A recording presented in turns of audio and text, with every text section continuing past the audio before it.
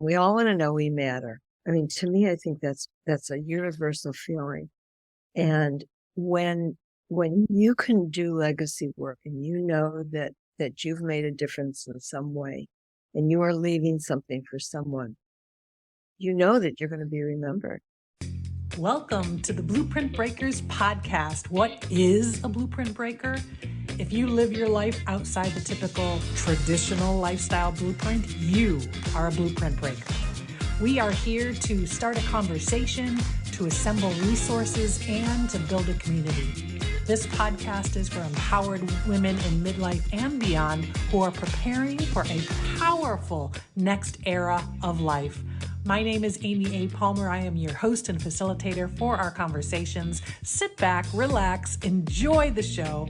To stay connected, up to date, and to receive all of our free resources and gifts along the way, join us at community.blueprintbreakers.com.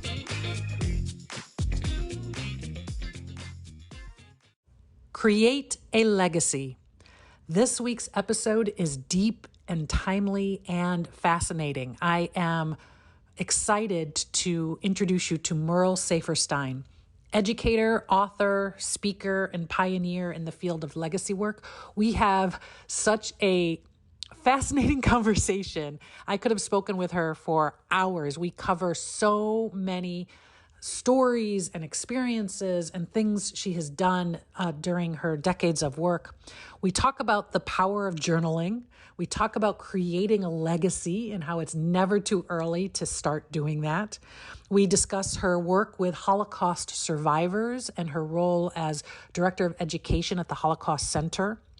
We talk about her experience as a hospice volunteer and how legacy work came into play in her hospice work. We talk about her books, Living and Leaving a Legacy, volumes 1 and 2. This is where she has shared her decades and decades of journals from her personal journals that she has extracted and shared with the world.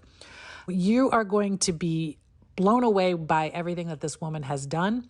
She's very inspiring, impactful, purposeful. I thoroughly enjoyed the conversation, and I hope you do as well. Hello, Merle. Welcome. It's so wonderful to see you today. Thank you. I'm delighted to be here, Amy.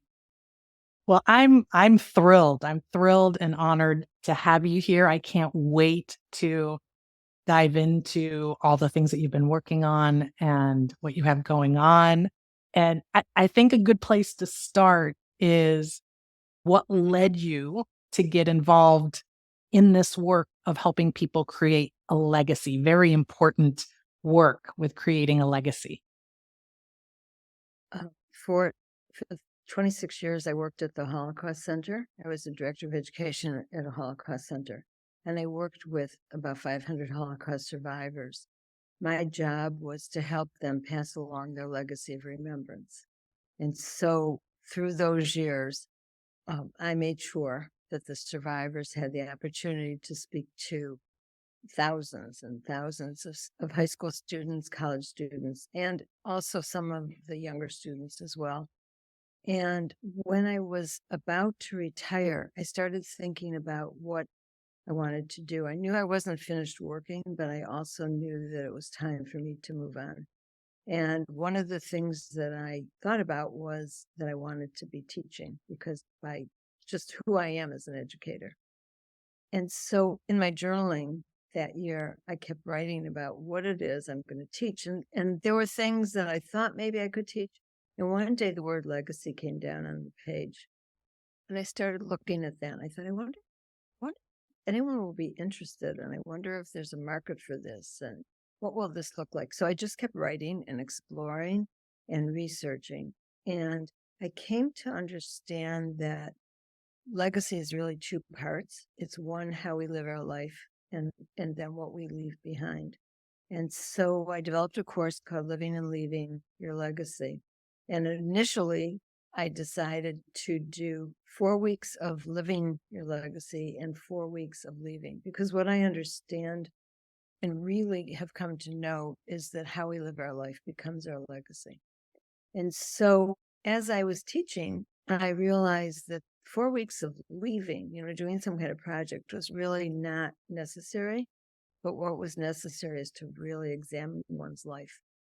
Mm. So I switched to 6 weeks of living your legacy and then 2 weeks of some kind of legacy project. Mm-hmm. And it really made a difference because I think that what's happened in these classes is it's helping people understand that what they do, what they say, is what people are going to be looking at and watching. We don't necessarily learn by what someone says, but we certainly do by watching them. And so that's been really important to me. And also, I feel like it's helping people live their best life because they're looking and examining who they are, what brings them joy, and what it is they want to be remembered for. And then are they living their life in that way? Wow. Yeah. That's incredible. And it makes sense how you made that shift. And it probably sort of encouraged the students to really like live in the moment and look at the current, day by day what they're doing and how they're living their life. So that's beautiful. Love that. Thank you. Yeah, it's been quite a journey. Um, Mhm. and the some of the exercises, like one of the exercises, the very first exercise I do is I have people list 20 things that bring them joy. And then I have them go back and think about when was the last time that they did that. And is this something that they think their mother or father would have done, or if they're still living, still does? And then does this cost money? And is this something that you think you'll be doing 5 years from now? And of all the questions, and there's still more than that, the one question that I always concentrate on is how long ago did you do this? How long ago was whatever it was that brought you joy? How long ago did that happen in your life? And then I say, and if it was a long time ago, then what are you doing? Why aren't you doing this? And so during the pandemic, it was interesting because I changed the exercise a little bit. What did you like? What brought you joy before the pandemic? And understanding that, people weren't traveling, those kinds of things. And then Mhm. also during the pandemic, what is bringing you joy now? So to help people look at the small moments because it doesn't have to be something big. Right. Right. Y th Yeah, I know before we started recording, I mentioned that I took a sabbatical, and that was one of the things that I spent a lot of time thinking about was, what brings me joy? And I started to realize a lot of those things I hadn't done in a really, really long time. You sort of let go of things along the way. So I think getting back to it is so big, that helps. Yeah, I So think so. so, like you, I do believe in the power of journaling. What have you found to be the benefit, the impact of journaling, not just for you, but for your many students and many people that you've guided? It's kind of like when you have a very cluttered house and Mm-hmm. things are all over and you can't think the Mm-hmm. same way. If you've got something bothering you, it's really important to be able to write it down and to be able to process in that way. And sometimes, I mean, there are times that I'll wake up at 2 o'clock in the morning and try to go back to sleep, and it's just not happening. And I'll go journal for an hour and then go right back to sleep. So I think that that's important. It's also important to be able to just go through whatever is happening in your life, to be able to record it. For me, I've written lots and lots and lots of journals and spent the time going back and reading them, and I had not read them. I started writing in 74. The very first time I ever read a journal was in 94. And then in 2002, when I went back and read 359 journals, which took me 14 years to do.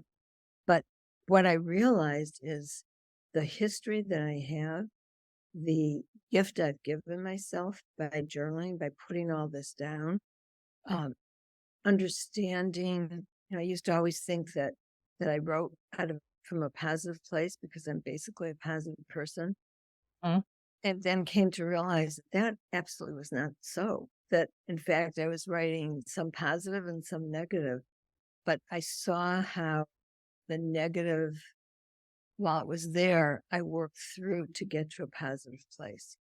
And another thing was seeing how I planted a seed. I'd have an idea, I just would put something down and then watch it go through the time. So there's just countless benefits. But Yeah. health wise, it's a great stress reducer. It is. My journals have become my confidant. I feel very strongly that above all else, it's the greatest gift I've ever given myself. Hmm. And you mentioned about being a positive person and then looking at the journals. I mean, maybe it was your lifelong journaling habit that enabled you to feel like you were a positive person, right? Because the way you work things through. Perhaps. I mean, I think that I've always basically been a positive person, but I Uh-huh. think that certainly when life, as I got older and life presented challenges, I think that without question, I was able to work through them as a result of that to a positive place. So yes, I think that's true. Fabulous. Well, I enjoy journaling and I see the benefit of it, and yet it's an inconsistent practice. For me, there are definitely times where I don't do it regularly, and I'm working on that. And I talk to people who struggle with it completely. What advice do you have for people who feel like it's a chore or they struggle with it? First of all, I think that the majority of people write when they are experiencing pain. And so people will start a journal and they'll write for a while and then they'll stop. And then they'll pick up a new journal so they don't complete a journal. So that's not unusual that people do that. And it's also not unusual to being consistent in practice. One of the things that I say is if you really understand that this is something you want to do, but it's hard for you to commit to that, then I say commit to 10 minutes a day for a week. Tell yourself that for 10 minutes each day, set a timer. I'm going to just write. And if you don't know what to write, then write right now I'm thinking or right now I'm feeling. And then the next week, commit to 15 minutes a week. 15 minutes out of a day is not a lot of time. Right. And if you are inclined at all to write, then it probably wouldn't be that difficult to do. And then the next week 20 minutes, and then so for a month say I'm going to do this and I'm going to do it gradually, and then at the end of the month see, and by then hopefully it will have become somewhat of a habit and Mhm. we'll see the benefit of doing that. Mhm. Mhm. Excellent. Do you find that there's any difference between whether they're using pen and paper journals or digital online journals? Do you think that there's a difference in that?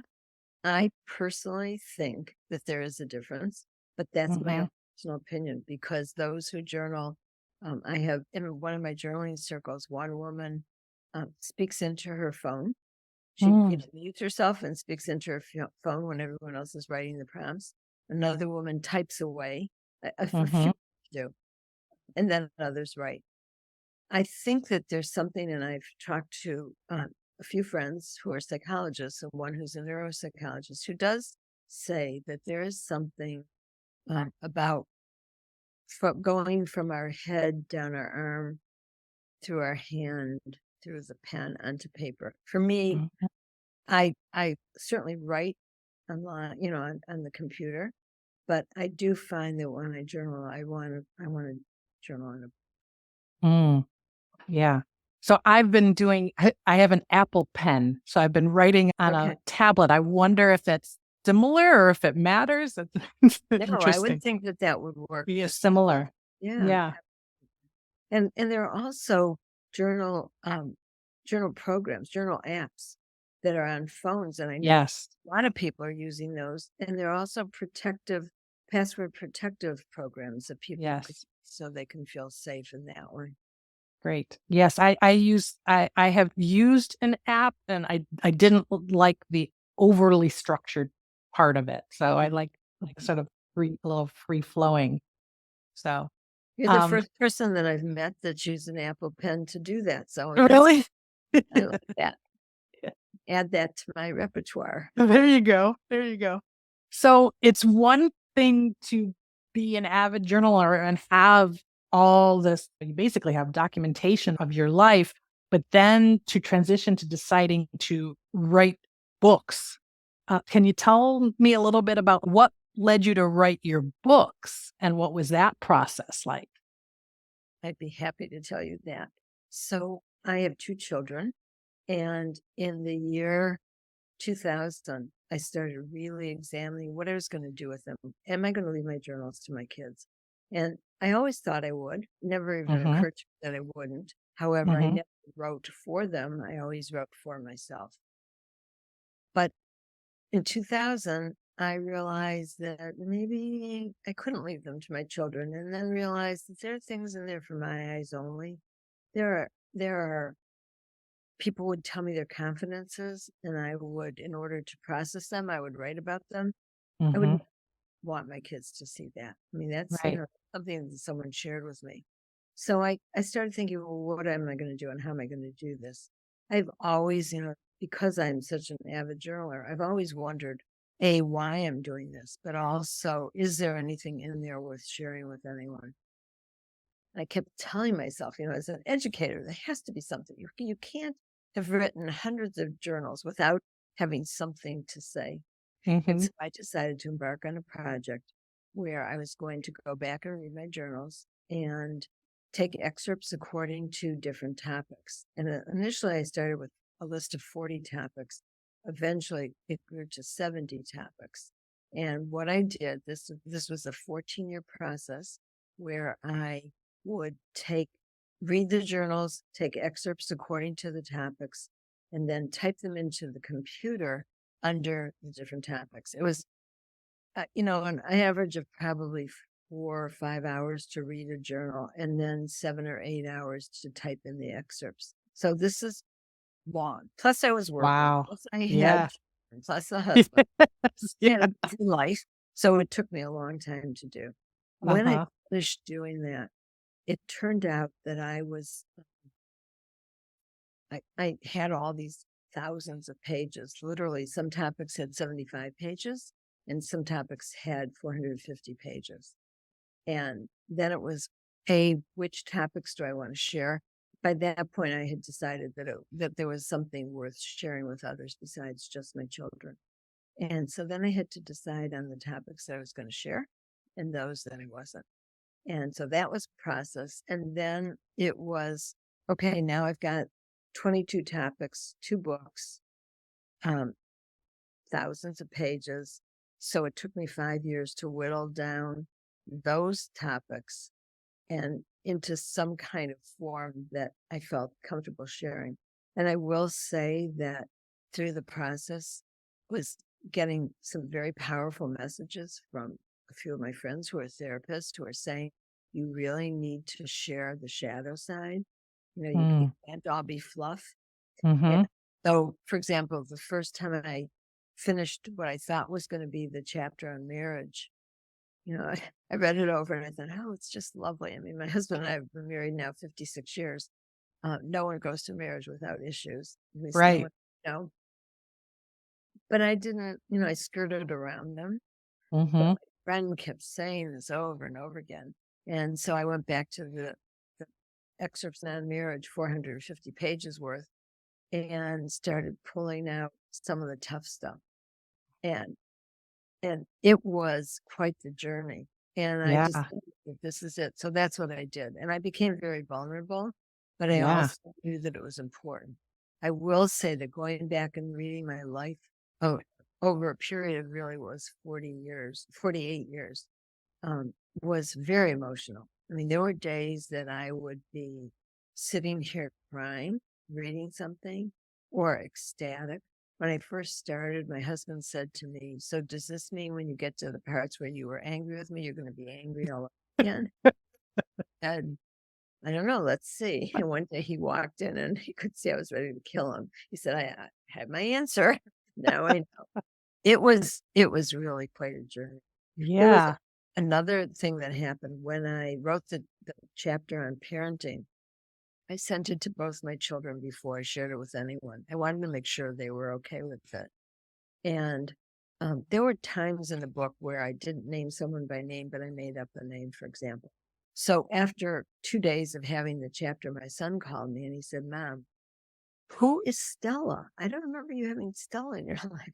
Like, he said, "I've been agonizing trying to remember." I said, "No, it's a made up name." And he said, that's. And then my daughter called me. And so my daughter had been sexually abused when she was younger. And she said to me, "Is there anywhere in the book that you've written about this?" And I said, "No." I wrote 2 paragraphs that were just very vague about how we put our children out into the world and someone comes and takes innocence, but nothing specific. And my daughter Rebecca said, "Mom, I think that it's really important that you tell that story." She said, "Because people read about it from the person who's been abused, but not from the parent." And she said, "You have something to share that would be worthwhile for others." I was shocked. Wow. I was, yeah, I mean, Very that generous of her, very generous and Mhm. showed such growth. Mhm. So I went back to the journal. I knew exactly what journal it was that she told us about what had happened when Mhm. I was 10 and 11. And it was really painful, but Mhm. I took some excerpts, I put them in, and then in each chapter, after each chapter, I write a reflection. And so what I did in the reflection for that chapter is I wrote that Rebecca had asked me to do this because I felt that a reader might say, "Whoa, that's really kind of glib of her to think it's okay to write about her daughter's sexual, abuse." But I wanted the reader to know that this was because Rebecca told me to do it. Mhm. And Mhm. I shared it all with her to make sure she was okay, and she was absolutely fine. There was just one thing that she felt I identified the person a little too closely. She didn't want that, and it was really Mm. big, but for her, it was still too much. So Right. Right. So the whole thing that was it was a about a 20-year journey process to bring the books to life, right? yes, it was. Wow. So I published the Yeah. first book in June of 22, and the second Mhm. this past June. But what Yep. ended up happening was I was going to publish them together as a collection. Uh-huh. And the publisher said, "You really should do it separately.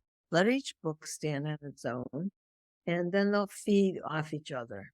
And I'm Mhm. glad I did, but I had edited them, not completely, but pretty thoroughly. I would go through like 850 pages or more because it was just the 2 books combined.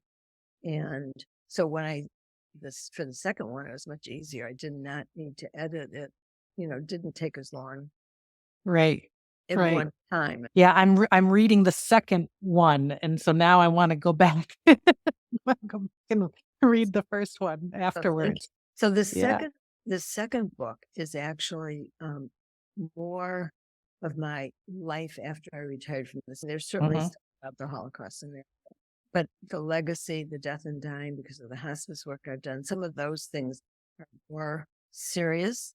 First book, it's more the earlier years, although the chapters go from 1974 to 2016 for many of them, Mhm. unless there's a timed, something that was just a specific time. You've mentioned a few times your role, as a director of education working with the Holocaust Documentation and Education Center. Um, anything else about that experience that you would like to share? Well, I was so fortunate because when crimes ever in humanity, and to pick up the pieces and see how they've lived their life was so incredibly inspiring to me. Just, I mean, really incredible. I'm still very close with a survivor who's now 98 years old. Mm, Eva was a fabric artist as a young person. mhm. And to this day, she is still painting and creating. I'd say at least once Wow. a week, I see something on Facebook that she posts that she's just created. It is amazing to me, and to listen to her. She tells her story, but her story, it's so important to her that the students learn the message, that they understand why this happened. So yeah, it's pretty incredible. I um I had the great opportunity to listen to the survivor stories in different ways. They would come and sit at my desk and talk to me. They worked with students, and we did programs where survivors sat at a table with these high school students, and they had the opportunity to ask any questions they wanted. And then we switched the focus and we'd say, okay, so this happened to the survivors then because of prejudice. What's going on in your life? What kinds of prejudices are you experiencing? And then the conversation would shift to the students. And it's very powerful, very for them to see, we'd say to them, they were teenagers just like you. And they had the same hopes and dreams. And then one day, because they were Jewish, their lives totally changed. So that was really something.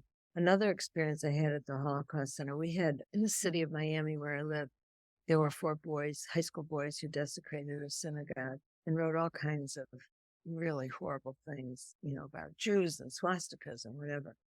And the judge sent them to our center to do an 18-hour educational program.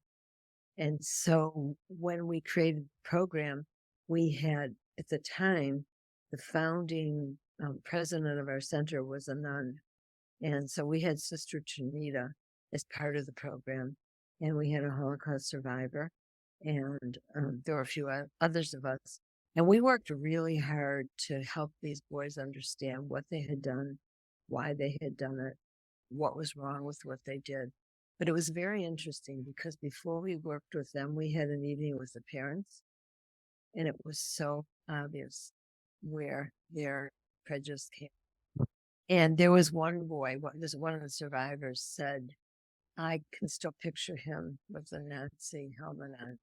She said, we did not get through to him at all. We did 2 of the boys, and one I'm not sure about, but this one, just no matter what we did and said, even with the nun who was really hard on them, it just did not penetrate. And I can see why. His parents were just really difficult people who had just spewing hate as they talked.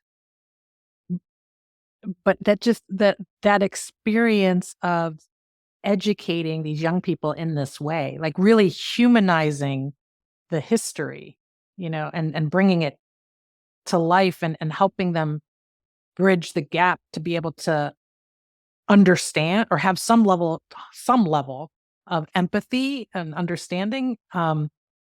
So powerful. Those students were so lucky. It was an incredible experience. They'd come in and they were, high school kids, tall, big boys, and they'd look at these little ladies and who's this old lady sitting at my desk? And by the end of the day, they were hugging them, and you're my hero. And it was, we'd let them get up at the end of the day, some of the kids, and talk about what the day meant to them. And it just was mind blowing. And the survivors were so willing to share because they wanted kids to learn. So there would be days when we'd have these programs, and they were anywhere from 250 kids to 850 kids at a time, which meant 25 survivors and 25 facilitators, or 250 kids and 85 when we did more. And they would, just to see how they changed and to see the experience for them, it was really amazing. Such meaningful work. And I would think that even the young man and his parents that you mentioned that didn't seem to be impacted, there's still a chance that maybe it lingered. Maybe you planted enough seeds, right? That hopefully those seeds sprouted. Thing we did was we had a teachers institute every year. So we had teachers from grades K through 12 and college teachers. In the state of Florida, we had Holocaust education mandated. And so in K through 3, they did character education. And then 4 through 6, social responsibility. And 7 and 8, they started learning about the Holocaust. And then 9 through 12 was, heavy duty. So at the Teacher Institute, it was a 5-day program. And each day the teachers got to sit with a different survivor. And so those teachers, by the time they left, they were so blown away. It was really an incredible experience for them. But we knew that they were going to go back and teach about the Holocaust in a very different way than before. I also know that you've done a lot of work with families on grief. I'm curious how it connects with legacy work. I started doing hospice work many, many years ago, and then I stopped and started again. But for me, how it connected was years ago, one of our friends who was young had ALS, and I went to Washington to visit him, and he was in a wheelchair. It was a Wednesday afternoon. And sitting there was a man who was a hospice volunteer. Hospice was not what hospice is now. This was probably 30 years ago already. Mm-hmm. Mm-hmm. And I didn't even know about hospice. But I was so taken with the fact that here was a stranger coming to my friend Jules' house and sitting and talking to him once a week for 2 hours. I just thought it was amazing. So fast forward, I was looking for something to do. I was going through a really tough time. Someone had said to me, when you've got problems, the best thing to do is do something for someone who's got a bigger problem. And I looked in the paper for volunteering. I saw hospice training. I went. I visited patients for a long time. It wasn't until many years later when I started teaching this class and I started looking at the categories of legacy, where there is one category that is a legacy on complete strangers, Mm-hmm. that Mm-hmm. I said to myself, oh my God, it was that man who planted the seed for me to do this work. So, just the connection in that way was really interesting for me. Mm-hmm. When I think about death and dying and legacy, one of the things that I do with patients, especially those who are dying, is to do some kind of sacred legacy work. And so the one thing that I like to do most is to have them create an ethical will. And so an ethical will is sharing one's life lessons, values, and beliefs, and hopes and dreams. And I do that in the way that I have them tell me stories, and then what they learned from the stories and why that story is important and what they would like to pass along as a message, as a life lesson that they'd experienced. And in one case, uh, there was a woman who was 49 years old, and she had brain cancer. She was dying, and the hospice organization sent me to her. This was the first time that I really went to do legacy work with a hospice patient. And her husband told me that they were waiting for someone from the hospice organization to bring a video camera because Lily wanted to be able to record messages for her 19-year-old son. So we sat for about 2.5 hours and we talked. It was really a heavy conversation. And I looked over at one point toward the end and saw that George, her husband, was sitting with an iPad on his lap. And I said to him, you don't need to wait. You can do this. You can videotape her yourself. And so I left, and I remember going to my car. It was August in Miami, which is really hot. And Yeah. I just literally sat in my car, didn't even turn the air conditioning on. It was such a powerful experience. 2 days later, George called me up and he said, I need to tell you what happened. He said, you left. I taped Lily for 4 hours. The next day, Lily did not wake up. She was in a coma and died that night. And all I could think is, we never know. And so the message in that experience for me has been, don't wait. Don't wait till you're dying to do legacy work. Now is the time, because we never know. I mean, Mhm. it's really important and helpful. I worked with my cousin who was dying for many months, and we did all kinds of legacy projects. And at the end, she said to me, I feel like a huge burden has been lifted. But I say, do it now while you're Mhm. alive and well. Share, Mhm. share these things. And so for me, when I wrote my ethical will, and I wrote that in 2004, well before I did anything with legacy, um, I want it read at my funeral. And what I say about that is, I hope that there's no one sitting at my funeral who learns anything from me, that by hearing my ethical will, that I am living my life and teaching as I'm going. Mm, And it will just be a reminder of the things that are important. wow. Yeah, that's huge. That's huge. There's some heavy I would, stories. yeah, and I know. Like, do you think also that by focusing on legacy now, right? Um, does it alter or impact sort of how you view your end of life, or and like fear of death and all fear of getting older, all that stuff? Do you feel like that has any connection? Well, there's a woman in my class who started out, she was 38 years old. And there was a Mm-hmm. man in the same class who was 92. And I will never forget, he looked at her and said, "What in the hell are you doing here?" Mm-hmm. Because he could not understand. And Amy, this student, has been with me now. We have a class that's been going on for 10 years. It's crazy, but we just keep going. Uh-huh. And she says that this has helped her live a much better life than she ever would have lived, a life with much more intention. Yeah. So I do think it's never too early to start. Um, Mm-hmm. I also think that when one does the work, it just kind of releases some things. So we all want to know we matter. I mean, to me, I think that's a universal feeling. And when when you can do legacy work and you know that you've made a difference in some way and you are leaving something for someone, you know that you're going to be remembered. And that's Right. Right. Right. Mm.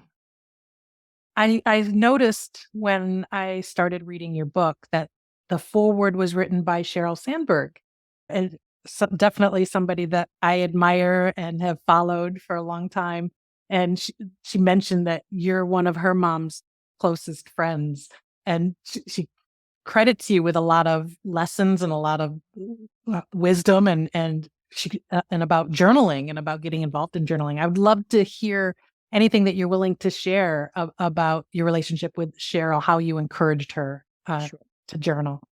Um, so her mom, the Sandbergs lived down the street from us. They still Mm-hmm. exist.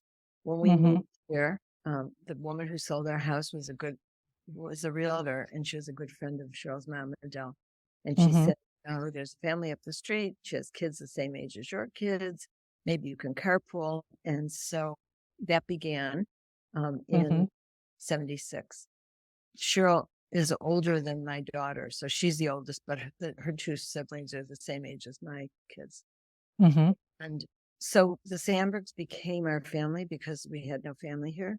And we celebrated holidays together when their parents would go out of town, the kids would stay with us, our kids would stay with them. So it was just really a very close family.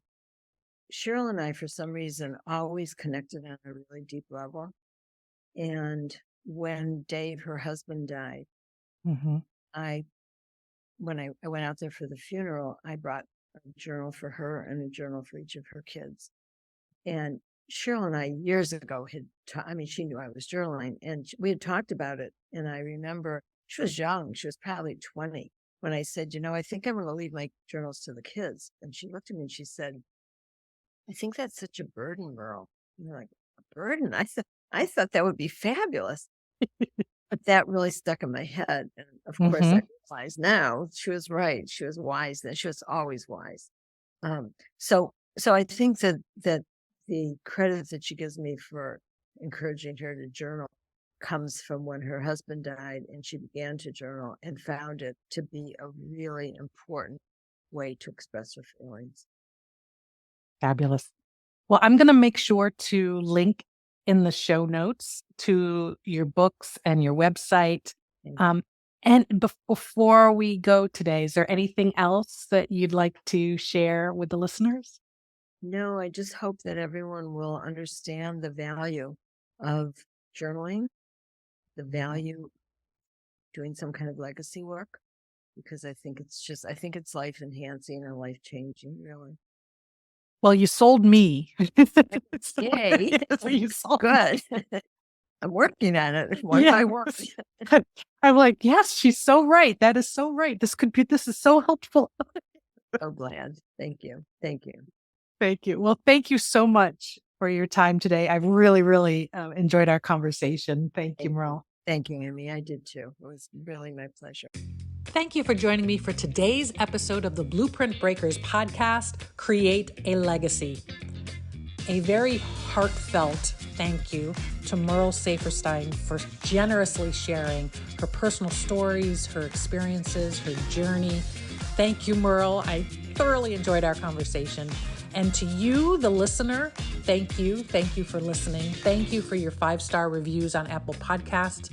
And thank you for sharing this episode with your friends.